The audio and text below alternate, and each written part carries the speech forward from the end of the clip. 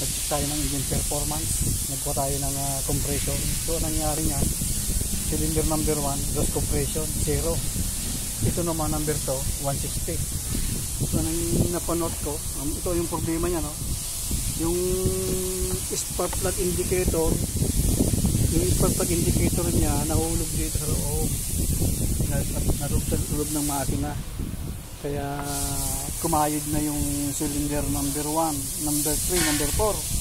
Yan, oh. Ito lang ang matino eh, yung number 2, oh. Yun lang ang matino-tino eh. Pero yung iba nakuha na, oh. Naputol na, di ba? Yan, naputol. Yung naputol niyan, nahulog sa loob. Ito yung matino, oh. Ito yung matino, oh. Ang laki niya, di ba?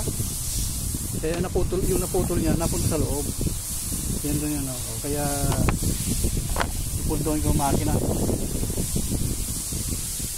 Yung sa loob niya naputol. Napuntang yan sa engine, sa loob.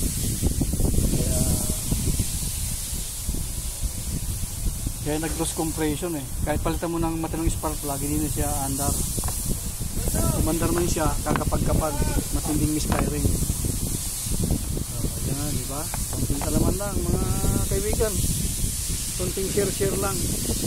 Ito yung matinong spark plug, oh. Di ba? Ikumpara mo dyan sa yung putol, oh. Yung kaputol niyan, napunta sa loob ng makina, kaya nasira yung piston. Nag-loss compression. Gawa ko muna ng report para may baba.